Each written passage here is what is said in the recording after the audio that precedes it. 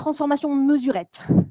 Vous savez, ces transformations où on va appliquer quelques petits changements sur des pratiques isolées en espérant avoir un résultat important et durable. Par exemple, on va utiliser des post-it et puis on va faire des réunions de reporting chaque matin qu'on va appeler stand-up meeting et hop, on est agile. C'est à peu près aussi bidon que cette image-là.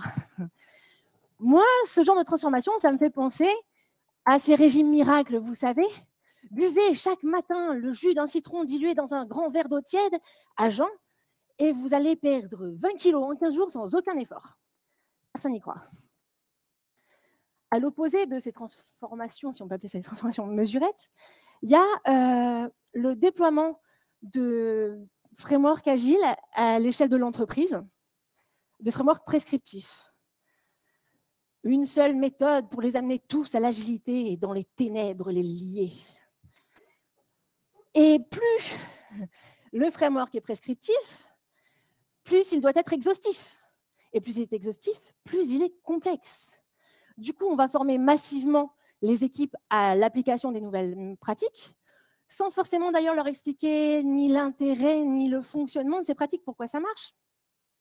On va recruter massivement des accompagnants dont la principale mission sera de s'assurer du bon déploiement du framework. Alors, ces transformations sont purement descendantes. Tout le monde doit changer au même rythme. Les équipes ont très peu de marge de manœuvre dans l'application en fait, du framework. Les collaborateurs ont du mal à adhérer souvent et peuvent se démotiver facilement. En fait, ces transformations elles peuvent être assez brutales pour les gens. Ce genre de transformation-là, les déploiements de frameworks prescriptifs à l'échelle de l'entreprise, moi, ça me fait penser à la chirurgie bariatrique. C'est comme ça qu'on appelle la chirurgie de l'estomac. La chirurgie bariatrique, c'est un changement brutal, profond, sur lequel le patient n'a que peu de maîtrise, en fait. Alors, au début, il y a ce qu'on appelle la phase de lune de miel qui dure à peu près 2 ans, où le patient va perdre énormément de poids. Et puis après, ça se gâte. On estime à peu près 30% les échecs de chirurgie bariatrique par reprise de poids. Et ce nombre grimpe significativement quand le patient arrête le suivi qui normalement dure toute la vie. En général, cette reprise de poids s'accompagne de dépression. Et ben, c'est un peu la même chose avec les transformations, enfin les déploiements de frameworks prescriptifs à l'échelle de l'entreprise. Au début, on est content, ça marche bien parce que ce qu'on mesure, c'est l'adoption des pratiques. Et comme les équipes, elles n'ont pas le choix, et ben, elles adoptent les pratiques, quoi. Donc ça marche. Puis au bout d'un moment, on commence à se poser des questions sur les résultats réels de la transformation. Et en parallèle, on va commencer à avoir une démotivation des collaborateurs, une augmentation des burn-out. Et si on arrête l'accompagnement, ben, c'est la dérésina.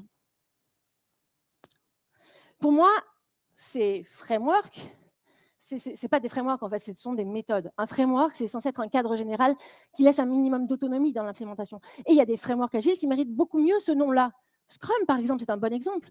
Scrum, c'est un cadre simple et clair. Le Scrum Guide, ça fait une dizaine de pages. C'est simple et facile à comprendre. Et d'ailleurs, dans la dernière version de Scrum, les auteurs du Scrum Guide ont voulu le rendre moins prescriptif exprès, en fait. Donc, Scrum, c'est un cadre général qui laisse beaucoup d'autonomie aux équipes. Si Scrum, c'était un régime, ce serait, par exemple, le régime à 1600 calories ou le régime du camp, c'est-à-dire un ensemble de règles générales qui laissent beaucoup d'autonomie dans l'implémentation concrète. Ces régimes elles, ont une vertu éducative, en fait, parce que comme les règles elles sont simples et claires, on s'approprie beaucoup plus facilement les principes de base de la nutrition. Et pourtant, ça ne marche pas sur la durée. En fait, il faut quand on fait ce genre de régime, on change des pratiques, mais ce qui se passe, c'est qu'il faut se surveiller toute sa vie pour maintenir les résultats. Si on s'arrête, c'est la reprise de poids et l'effet yo-yo. Je vous disais que Scrum est facile à comprendre, mais en fait, Scrum n'est pas si facile que ça à appliquer dans la vraie vie. La plupart des équipes qui fonctionnent en Scrum doivent en fait trouver des compromis entre ce que dit le Scrum Guide et la façon dont fonctionnent réellement les entreprises. Ça n'arrive pas souvent, un product owner qui a l'entière maîtrise de son produit. Et puis, on entend souvent qu'on ne peut quand même pas laisser parler des développeurs directement aux utilisateurs, non ? Je suis sûre que ce genre de contradiction, vous en avez plein d'exemples dans votre propre expérience de l'agilité.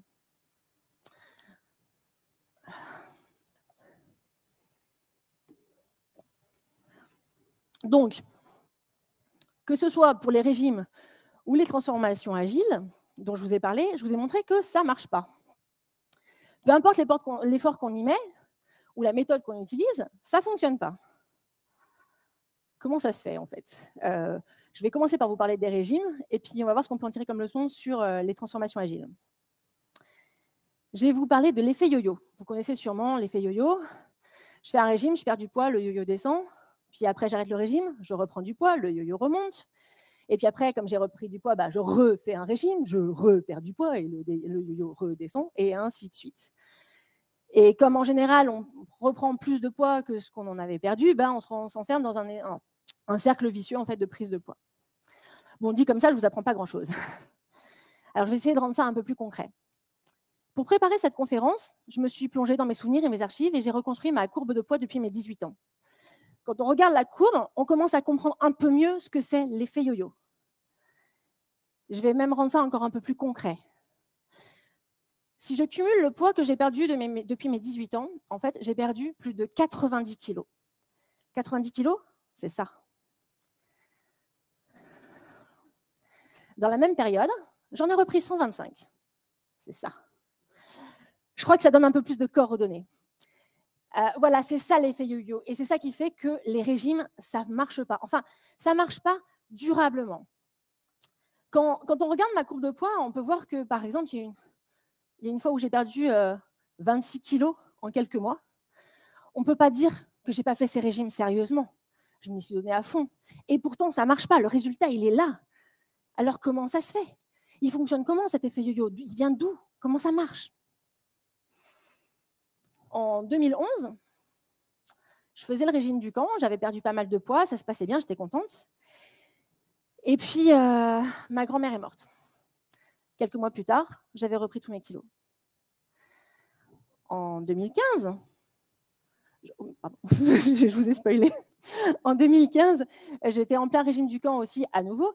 J'avais perdu tellement de poids en fait, que j'étais même revenue à mon poids de lycée. C'était super cool, j'étais contente. J'étais arrivée à la phase de stabilisation du régime, donc qui est normalement la dernière. Et puis, je suis tombée enceinte. Alors, au début, j'ai plutôt bien régulé ma prise de poids. Hein, et puis, au bout d'un moment, c'est mon petit passager qui s'est mis à décider ce que je pouvais manger ou pas. Et lui, ce dont il avait furieusement envie, c'était de fromage fondu et de pain. Et bien là, je peux vous dire que la prise de poids, j'ai carrément perdu le contrôle. Comme quoi, l'effet yo-yo, ça peut arriver aussi en période heureuse. En gros, à chaque stress, plus ou moins intense, burn-out, déménagement, c'était le retour de l'effet yo-yo et la reprise de poids. Et c'est ça la leçon. Les régimes, ce n'est pas résilient. On finit toujours par reprendre le poids qu'on a perdu, voire plus que ce qu'on avait perdu. Les régimes, ça marche que quand tout va bien, quand il n'y a pas d'imprévu, quand il n'y a pas de galère. Mais vous savez quoi? Dans la vraie vie, ça n'arrive pas longtemps, ça. Il y a toujours un moment des imprévus et des galères. Et c'est tant mieux parce que sinon, je crois qu'on se ferait royalement chier, non? En fait, c'est une personne qui s'est fait poser un anneau gastrique qui m'a expliqué très bien, très simplement, pourquoi les régimes ne fonctionnent pas. Elle m'a dit, l'anneau a résolu mon problème de poids, mais il n'a pas résolu mon problème avec la nourriture. Cette personne est arrivée à trouver des façons d'ingérer des aliments très caloriques et elle a repris plus de la moitié du poids qu'elle avait perdu avec son anneau. En fait, les régimes, ça ne s'intéresse qu'à un symptôme, le poids. Mais souvent, ça laisse de côté tout ce qui a permis cette prise de poids, en fait, et les causes de la situation. En fait, les causes de cette situation, c'est un système un peu complexe dans lequel il y a nos traumas, notre perception de nous-mêmes, de notre histoire, nos croyances. Et tant qu'on ne s'intéresse qu'aux symptômes poids sans s'attaquer à ce système qui est dessous, on ne change qu'en surface et ça ne peut pas durer, ça ne réussit pas durablement. Et la systémique nous le dit, hein, quand on fait toujours plus de la même chose, on obtient toujours plus des mêmes résultats. Plus on fait des régimes, plus on perd du poids, mais plus on en reprend. Alors c'est cool parce que la systémique nous donne aussi une piste de solution. La systémique, en fait, elle distingue deux types de changements, le changement de niveau 1 et le changement de niveau 2. Le changement de niveau 1, c'est quand vous modifiez quelques paramètres d'un système qui reste globalement stable. Le changement de niveau 2, c'est quand vous faites des modifications qui s'appliquent directement au système et qui finissent par le modifier, par l'amener à se modifier. Bon, On va prendre peut-être un exemple pour rendre ça un peu plus concret. Le changement de niveau 2, c'est la sortie du premier iPhone en 2007. La sortie du premier iPhone en 2007, ça a changé fondamentalement ce qu'était un téléphone mobile, en fait. Ça a été une vraie révolution. Et par opposition à un changement de niveau 1 qui est la sortie d'un nouvel iPhone aujourd'hui. Un nouvel iPhone aujourd'hui, c'est une optimisation des paramètres de l'iPhone, mais ça ne change pas fondamentalement ce que c'est qu'un iPhone ou un téléphone mobile.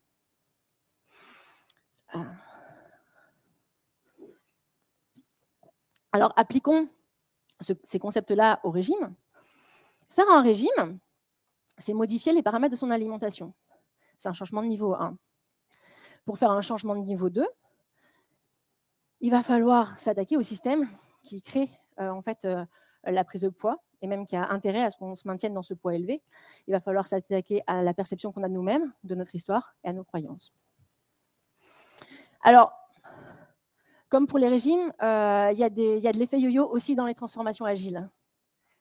Je vous l'ai dit, l'effet yo-yo est provoqué par des stress plus ou moins intenses. Dans le cadre d'une transformation agile, ça peut être par exemple ce grand chef qui a une idée magique pendant la nuit et qui veut que l'équipe la développe là, maintenant, tout de suite, parce que c'est super, hyper urgent. Ou encore une équipe qui refuse de faire un planning détaillé sur un an, parce que quand on est dans une approche agile, ça n'a pas de sens.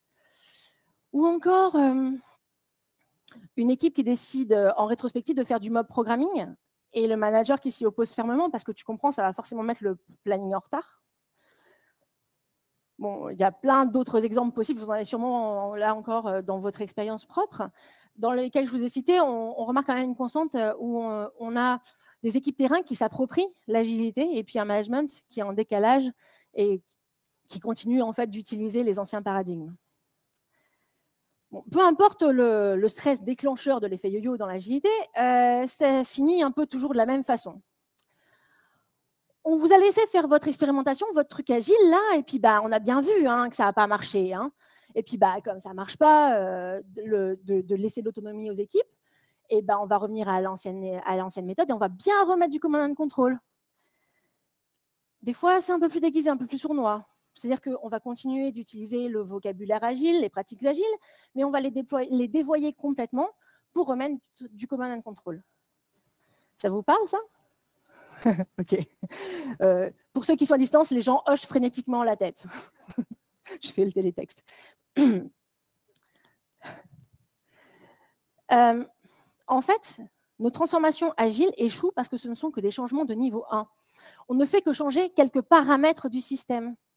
On a un nouvel ensemble de rôles. On découpe le travail en lots de 2 semaines au lieu de quelques mois. Enfin, ça, c'est si on ne fait pas du safe. On passe de MS Project à Jira, mais tout ça, ce ne sont que des paramètres du système. On ne change pas le système réellement. Le système, c'est quoi? C'est la culture de l'entreprise et ses croyances. Et tant qu'on continue de croire qu'on ne peut pas faire confiance aux collaborateurs, qu'ils travaillent mieux sous pression, qu'ils ne sont pas capables de prendre des décisions dans l'intérêt de l'entreprise, tant qu'on continue de croire qu'en planifiant suffisamment, on peut tout prévoir, tant qu'on continue de croire que les utilisateurs ne savent pas ce qu'ils veulent, le système ne change pas. Et du coup, les transformations ne peuvent pas fonctionner de façon durable. Pire, elles peuvent avoir des conséquences désastreuses pour l'entreprise. Burnout, turnover, c'est une catastrophe. Et parfois, ça déclenche un réel effet yo-yo avec un cercle vicieux.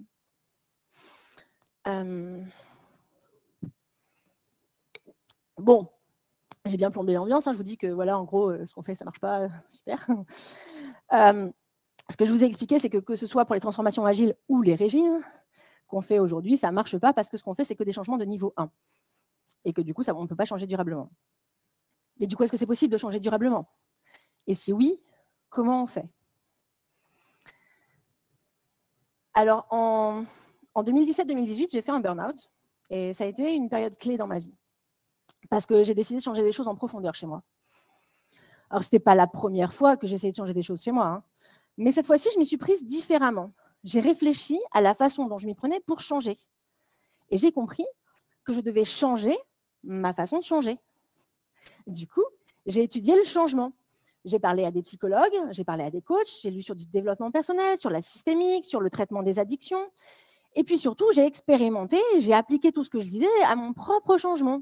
J'ai testé par moi-même. Alors, ça n'a pas été tout de suite évident, hein, mais au bout d'un moment, je suis arrivée à construire un processus qui m'a permis de changer dans la durée. Vous l'avez peut-être vu sur ma courbe de poids tout à l'heure. Ça fait 2 ans que je suis stable en poids. C'est peut-être un détail pour vous, mais pour moi, ça veut dire beaucoup. Et le plus beau dans tout ça, c'est que ça ne me demande plus aucun effort. Pourtant, dans cette période, j'ai eu quelques stress intenses, hein, confinement, problèmes familiaux, etc. Et pas d'effet yo-yo. En fait, je suis arrivée à faire ça parce que j'ai appliqué le processus de changement durable que j'ai affiné ces dernières années. Ce processus, en fait, c'est la somme de tout ce que j'ai appris sur le changement, que ce soit par la théorie, mais aussi par l'expérimentation à travers mes accompagnements et mon changement personnel. Et aujourd'hui, je viens vous offrir ce processus de changement pour que vous puissiez, à votre tour, changer durablement et aider les autres à changer durablement. C'est un processus en 4 étapes. Pardon. Et la première étape, c'est de réfléchir à pourquoi on veut changer. Pourquoi en 2 mots. C'est quoi la situation qu'on veut atteindre? Alors, pour commencer à comprendre qu'est-ce qu'on veut atteindre, il faut commencer par se pencher sur la situation actuelle. Et plus spécifiquement, quelles sont les limites de la situation actuelle et les douleurs que ces limites entraînent. C'est cette introspection qui va nous permettre d'identifier le problème qu'on voudra résoudre en changeant. Alors, parfois, on peut identifier plusieurs problèmes et ça va être important d'identifier quel est le problème prioritaire, c'est-à-dire celui qui va nous faire le plus souffrir. Parce que changer, ça demande énormément d'énergie. Et donc, si vous faites plusieurs changements à la fois, vous allez disperser votre énergie et ça ne va pas fonctionner pareil. Mais aussi parce que si vous changez plusieurs choses à la fois, vous aurez du mal à relier telle amélioration ou aggravation à tel ou tel changement. Une fois qu'on a défini le problème qu'on veut résoudre, on va réfléchir on va décrire le plus concrètement possible la situation qu'on veut atteindre. À quoi ça va ressembler? Qu'est-ce que ça implique? Est-ce que c'est vraiment ça qu'on veut? Des fois, on peut avoir des surprises. On va aussi réfléchir à des indicateurs de progrès qui nous permettront de savoir si on se rapproche ou pas de cette situation souhaitée, et des indicateurs de succès pour savoir si on y est arrivé. J'en vois certains prendre en photo. Sachez que j'ai partagé le poster global du truc. Donc, voilà, je dis au cas où, vous ne cassez pas la tête trop à forcément prendre des notes. Donc ça, c'est la première étape du processus de changement durable. Moi, jusque-là, j'avais toujours cherché à perdre du poids. Mais cette fois-ci, je me suis rendu compte que perdre du poids, c'était une solution possible par rapport à mon vrai problème, ma vraie douleur. Le truc, c'est que je ne savais pas trop ce que c'était mon vrai problème, ma vraie douleur, en fait. C'était un peu compliqué, j'ai dû pas mal réfléchir.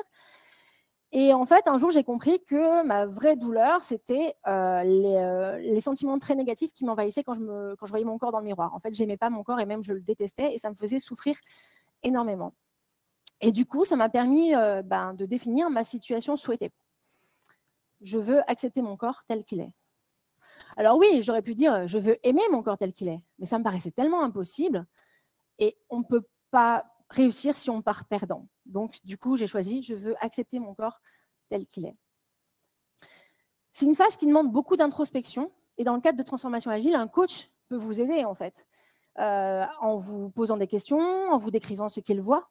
Par contre, ça suppose que le coach n'a pas d'idées préconçues sur le problème à régler et sur la situation à atteindre. Voilà. Alors, voyons voir ce que ça donnerait concrètement quand on applique cette étape à des entreprises. Alors, commençons par l'entreprise machin. Vous voyez, j'ai été très créative sur le nom de mes entreprises exemples. Alors, à sa création, il y a 10 ans, l'entreprise machin a révolutionné son secteur par ses produits et ça lui a permis de s'imposer comme un acteur majeur. Ils ont fait évoluer en fait, leurs produits au fur et à mesure que la technologie a progressé. Mais depuis quelques temps, les utilisateurs commencent à se désintéresser de leurs produits au profit de nouveaux entrants sur le marché. Donc, un consultant pourrait pousser dès le départ une transformation agile comme solution pour booster l'innovation de l'entreprise. Nous, on va plutôt appliquer le processus de changement durable. Donc, on va commencer avec l'entreprise machin par creuser la situation actuelle. Et voilà ce que l'entreprise machin découvre. On ne peut pas dire que l'entreprise n'innove pas puisqu'elle dépose bon nombre de brevets. Mais en fait, ce sont des brevets d'innovation technique et assez peu visibles finalement de l'utilisateur. L'utilisateur, parlons-en. L'entreprise se rend compte qu'en fait, les équipes parlent de moins en moins aux utilisateurs. En fait, ils se basent sur la connaissance utilisateur qu'ils ont acquis il y a 10 ans. Et du coup, ce n'est pas étonnant qu'ils n'arrivent pas à anticiper leurs besoins et donc qu'ils se retrouvent à suivre le marché plutôt que de l'anticiper et d'ouvrir le chemin. Du coup, l'entreprise machin décide décide de résoudre le problème suivant, la méconnaissance de ses utilisateurs. Et voilà comment il formule la situation souhaitée. Nous sommes en contact permanent avec nos utilisateurs, ce qui nous permet de comprendre et anticiper leurs besoins. On va prendre un autre exemple. L'entreprise Truc. Alors, l'entreprise Truc, c'est une entreprise B2B qui marche bien. Mais depuis quelque temps, le turnover augmente et l'entreprise perd des compétences clés. À la énième démission, le fondateur, Serge, trouve que trop, c'est trop et décide de se faire accompagner pour résoudre le problème. Il faut changer les choses. Donc, il se fait accompagner par une coach et voilà ce que la coach l'aide à découvrir. En fait, Serge s'est donné corps et âme à son entreprise et il s'implique encore sur chaque projet. Mais depuis 2 ans, le nombre de clients augmente et du coup, il n'a plus le temps, il n'a plus le temps en fait, de s'impliquer autant sur les projets. Pourtant, il veut continuer de s'impliquer sur chaque projet. Il n'a juste pas la disponibilité nécessaire. Et du coup, il devient un goulet d'étranglement pour les projets qui prennent du retard. Et comme il a moins de temps sur chaque projet, il perd de sa pertinence technique. Il se retrouve à prendre des décisions contre l'avis des équipes. Et puis, quand ça ne marche pas, il blâme l'équipe. D'où la démotivation et puis le turnover. Alors, là encore, une transformation agile, ça pourrait être une réponse en première intention d'un consultant qui voudrait promouvoir l'auto-organisation. Mais la coach va plutôt appliquer une démarche de changement durable. Donc, elle va discuter avec Serge de la situation qu'il voudrait obtenir. Donc, Serge explique qu'il veut que les équipes aient plus d'autonomie pour ne plus être un bloqueur. Alors, la coach lui explique que il ne peut pas faire changer les autres, en fait. Il ne peut que se changer lui-même et que c'est qu'en changeant lui-même qu'il peut inspirer les autres et le reste de l'entreprise, en fait, dans le changement. Donc, la coach lui demande « Quel changement voulez-vous entreprendre sur vous-même pour permettre ensuite aux équipes d'avoir plus d'autonomie ?» Alors, après réflexion, Serge propose cette situation cible. Je laisse les équipes prendre des décisions sur leur projet et je les soutiens dans la mise en œuvre. OK. La coach lui demande alors, mais qu'est-ce qui se passera si la décision d'une des équipes a un mauvais résultat pour l'entreprise? Vous voyez ce que je disais, on essaie de creuser de façon la plus concrète possible. Alors du coup, les échanges se poursuivent et puis finalement, voilà comment Serge exprime la situation souhaitée. J'accompagne les équipes dans l'apprentissage du processus de prise de décision pour minimiser les risques. Je les soutiens dans la mise en œuvre de leurs décisions et je leur propose mon aide bienveillante pour tirer les enseignements de leurs échecs. Pour mesurer les progrès et puis la réussite de ce changement, on pourrait s'intéresser par exemple au nombre de décisions prises par Serge et aussi à son niveau de confiance dans les décisions prises par les équipes. Donc, la première étape du processus de changement durable, c'est pourquoi changer? Vous avez vu qu'on n'aborde pas du tout le comment on va changer, hein. En tout cas pas pour l'instant. L'idée, c'est que la personne qui en demande de changement puisse faire le chemin à son propre rythme et qu'il soit acteur conscient de son changement. C'est que comme ça qu'il va pouvoir changer durablement. La deuxième étape du processus de changement durable, c'est d'anticiper la résistance au changement. La systémique nous le dit, hein, les systèmes, ils essayent de rester stables. Donc, si vous essayez de modifier un système, il va mettre en place des mécanismes pour contrer le changement et essayer de maintenir le statu quo. C'est mon ami Benjamin Gabane qui, un jour, m'a parlé des bénéfices secondaires à ne pas changer. Et là, ça fait tilt dans ma tête. Ces bénéfices secondaires, nous, on n'en est pas forcément conscient, mais par contre, notre système, il les connaît bien et il va les défendre becs et ongles. Parce qu'en fait, il est persuadé que si on change, on va perdre ses bénéfices et que c'est très mauvais pour nous. Donc, du coup, oui, j'ai oublié un bout. Bon, c'est pas grave. Oui, j'ai oublié un bout, pardon. J'ai oublié de vous dire que du coup, pour surmonter la résistance au changement, l'objectif, c'est d'apprendre à la connaître, comprendre comment elle fonctionne. Comme ça, on va pouvoir finalement la surmonter et la vaincre et changer durablement. Donc, du coup, on va commencer par s'intéresser aux bénéfices secondaires à ne pas changer. Je reboucle. Alors, dans ces bénéfices secondaires à ne pas changer, il y en a qui sont réels, en fait. C'est des réels bénéfices. Et ça, on verra plus tard dans le processus de changement comment on fait pour les obtenir autrement. Par contre, à cette étape, on va se rendre compte qu'il y a une partie de ces bénéfices qui sont purement illusoires et qui reposent sur des croyances soutenantes, des croyances limitantes, pardon. Donc des croyances limitantes. Alors, au sujet des croyances limitantes, je vous invite à lire l'article de Bloculus sur le sujet. Il est hyper complet, hyper bien fait. Enfin, voilà. Et d'une façon générale, vous pouvez lire tout ce que fait Bloculus, c'est de la bombe de balle. Voilà. Tac, tac, tac. Ouais, alors ces croyances limitantes, en fait, elles reposent sur... Excusez-moi, je me suis un peu déconcentrée. Je respire, ça va aller. Ça va aller. Ça pourrait m'aider que vous m'envoyiez un peu d'amour, là, s'il vous plaît. Merci. Merci. Merci beaucoup. C'est pour ça que je préfère être en présentiel. OK.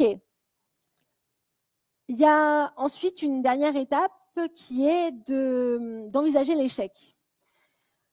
En fait, je vous invite à vous poser la question de comment je saurais si ça ne marche pas et qu'est-ce que je ferais si ça ne marche pas. L'idée, ce n'est pas de construire des stratégies que vous allez réellement mettre en œuvre si ça ne marche pas, mais c'est de dédramatiser l'échec, de vous rendre compte que vous êtes tout à fait capable d'envisager un plan B, un plan C, et peut-être même plus. Et si jamais vous échouez, vous ne serez pas paralysé par l'échec et vous pourrez réagir. Alors, dans cette étape du processus de changement, moi, j'ai découvert des trucs assez surprenants sur moi-même.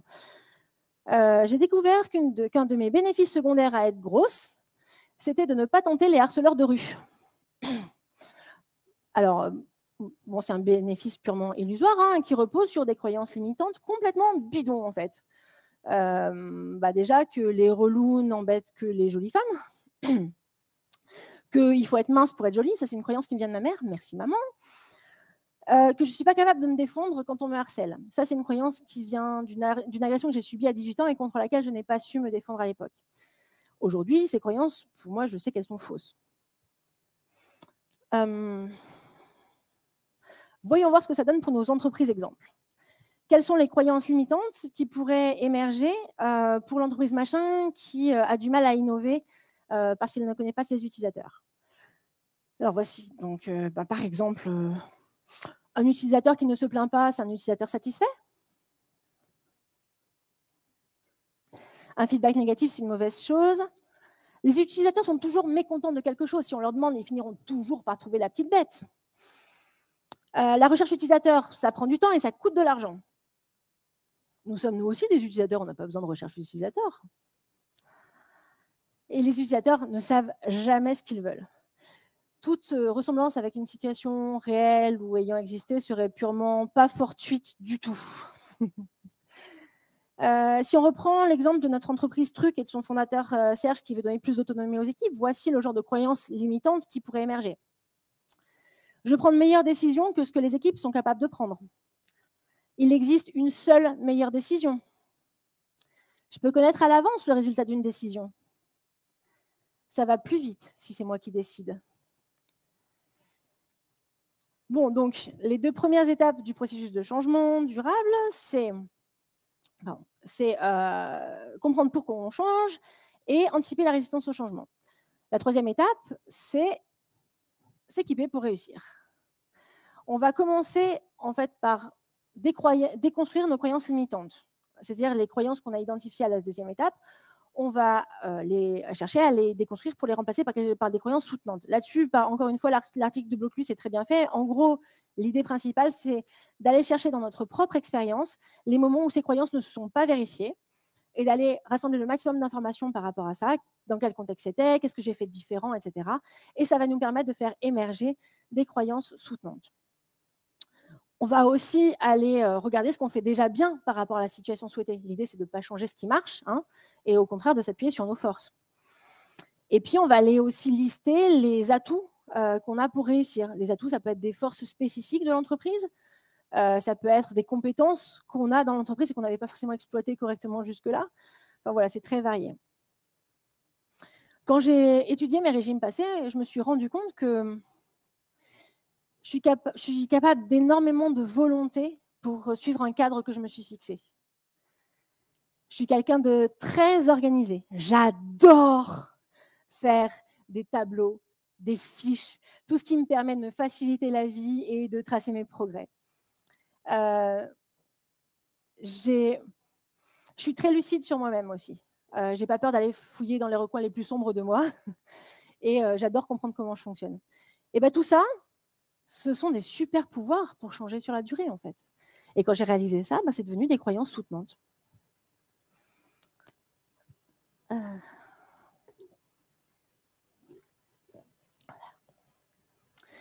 Alors, on va reprendre l'exemple, vous avez compris le principe, hein, on reprend l'exemple de nos entreprises machin et trucs. Alors, voici le genre de croyances soutenantes qui peuvent émerger pour les entreprises machin. Vous savez, celle qui veut des produits plus innovants. Les utilisateurs apprécient qu'on prenne en compte leur avis.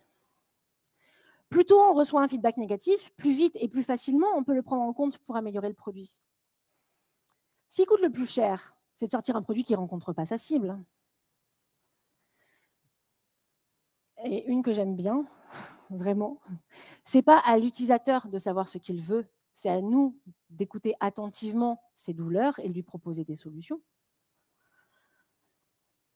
Si on prend le cas de l'entreprise Truc, où Serge veut plus d'autonomie pour ses équipes, voilà le genre de croyances soutenantes que Serge peut construire. On ne peut pas tout prévoir. Il vaut mieux chercher des solutions que des coupables. Décider, ça s'apprend. Avec les bonnes informations, les équipes sont capables de prendre les bonnes décisions. Il est possible qu'une équipe prenne une meilleure décision que celle que moi j'aurais prise. Celle-là, elle n'est pas facile souvent pour les managers. Donc, les premières étapes du processus de changement durable, comprendre pourquoi on change, anticiper la résistance au changement, s'équiper pour réussir. Vous voyez que jusque-là, on n'a pas du tout parlé de comment on va faire pour changer. À ce stade-là, pas de solution, de méthode, de pratique. Si on est dans une transformation agile, normalement, à ce moment-là, on n'a pas encore parlé d'agilité, de framework, de machin. Je dis ça, je dis rien, mais je dis quand même, quoi. Alors, on n'a pas encore parlé de comment on va faire pour changer, mais rassurez-vous, ça arrive maintenant dans la 4e et dernière étape du processus de changement, expérimenter. En fait, l'objectif de cette étape, c'est de mettre en place progressivement des petits changements, pas à pas, pour nous rapprocher de la situation souhaitée. On va commencer par choisir un premier pas qu'on veut faire. Alors, encore une fois, un changement à la fois, parce que déjà, changer, c'est assez difficile comme ça, pour qu'on ne se complique pas la vie en faisant plusieurs changements en même temps, mais aussi pour pouvoir tirer le meilleur bénéfice de l'expérimentation et savoir relier un apprentissage, enfin, comprendre à quel changement et relier quel effet. Donc, on optimise les apprentissages. Moi, je vous conseille d'identifier 3 premiers pas possibles, parce que notre première idée est rarement la meilleure. Après, on n'a pas forcément besoin d'avoir une idée parfaite, puisqu'on va itérer. Vous pouvez, par exemple, si vous manquez d'idées, aller regarder du côté des bénéfices réels qu'on avait identifiés dans l'étape numéro 2. Il y avait des bénéfices qui étaient réels dans les bénéfices à ne pas changer. Et vous pouvez vous demander, du coup, comment on pourrait obtenir ces bénéfices autrement à ce moment-là et qu'est-ce qu'on pourrait mettre en place pour le faire. Vous pouvez aussi vous demander quel premier pas vous pourriez faire pour ancrer les croyances soutenantes que vous voulez développer dans l'entreprise. Une fois que vous avez ces 3 premiers pas possibles, il va falloir choisir par lequel commencer.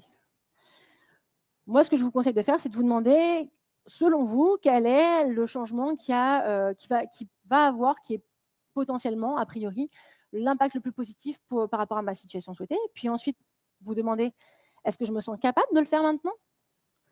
Et surtout, est-ce que j'ai envie de le faire? Une fois que vous avez choisi votre premier pas, vous définissez une durée d'expérimentation. Vous faites l'expérimentation en notant ce qui se passe, les faits, les émotions, les difficultés, les apprentissages.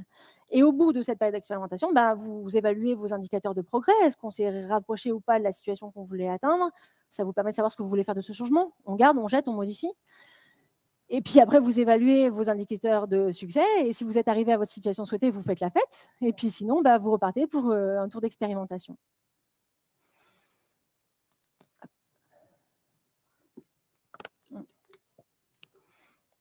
Pour moi, ça a été le premier pas qui a été le plus difficile en fait dans le process. Vous vous rappelez, mon objectif, c'était d'accepter mon corps tel qu'il est. Et du coup, j'ai décidé que mon premier pas, ça allait être de ne plus me soucier de mon poids. J'allais apprendre à ne plus me soucier de mon poids. Pour ça, j'ai décidé d'arrêter de me peser et de manger ce que je voulais sans me soucier de l'impact sur mon poids.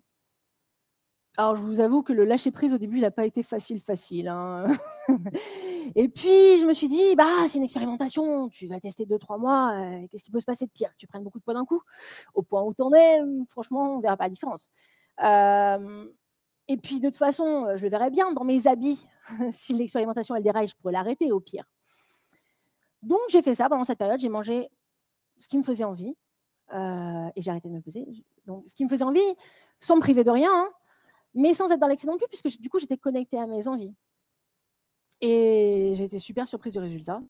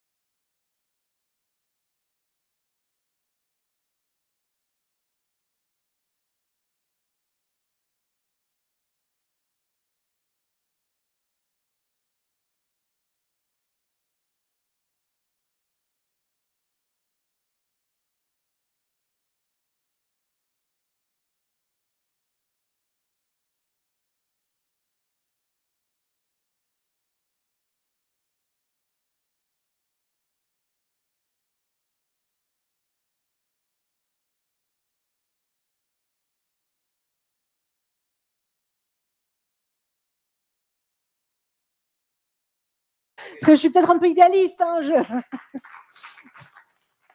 Merci. Avec plaisir. Je voulais un peu parler de ça, justement. Parce que c'est vrai qu'après ce modèle-là, on se dit, mais finalement, quand on est embarqué, et s'il n'y a pas une demande claire qu'on arrive à faire émerger, on peut se retrouver un peu coincé, un peu au pied du mur. Et effectivement, tu as parlé de courage. Et j'ai envie de dire que ça dépend un petit peu aussi dans quel système on évolue, parce que c'est vrai qu'entre être freelance, être dans une petite boîte, être dans une grosse ESN, la pression de tu as une mission et tu vas gagner de l'argent, elle n'est pas forcément la même. Tu penses que c'est plus difficile pour qui dans tout ça?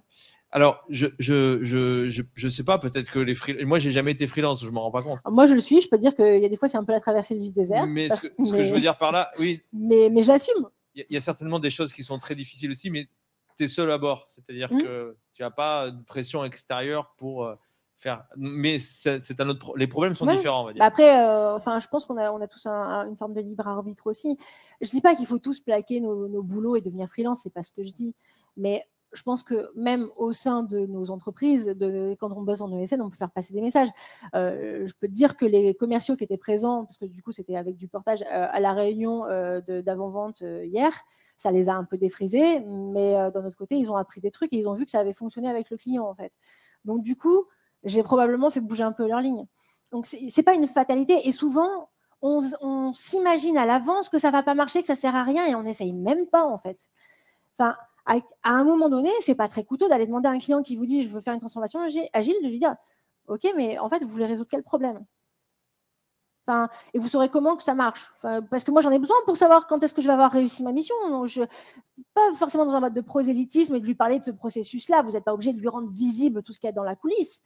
Mais vous pouvez très bien lui demander. C'est légitime de demander tu veux obtenir quoi quand on te demande de faire un truc en fait, je pense. Et de lui expliquer que tant qu'il t'a pas dit ce qu'il attend de toi, bah tu peux pas le faire. Enfin, on n'est pas médium quoi. Donc, vraiment, je pense qu'on peut y arriver. C'est pas qu'une question de courage. Le courage, ça va être juste d'essayer. Tu vois, c'est pas forcément. On n'a pas besoin d'être, des Calaisie en mode genre, je vais aller reprendre mes royaumes, machin. Non, ça peut se passer aussi tranquillement en fait. C'est même la base du coaching en fait. Hein. C'est-à-dire que s'il n'y a pas de demande et que tu ne sais pas pourquoi, tu vas pas. C'est ça, exactement. Donc, il faut peut-être arrêter de faire du consulting agile et commencer à faire du vrai coaching agile. Hashtag je balance. Oui. On a d'autres questions. Yes. Je ne sais pas après s'il y en a aussi en ligne peut-être. Ah d'accord. Donc ça veut dire que je suis abonnée à ça, à ce qu'on montre mes conclusions sur les vidéos. Moi, c'est pas grave. C'était fort.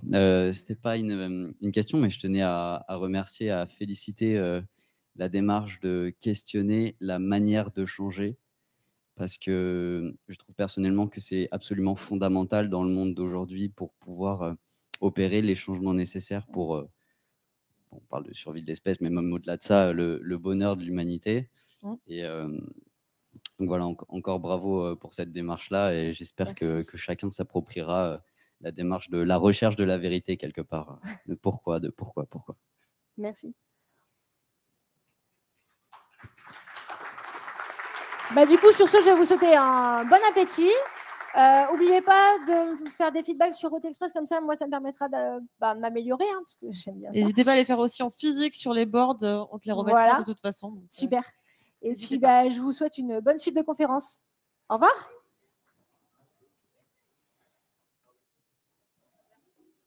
Merci. Attends, comment ça s'éteint ?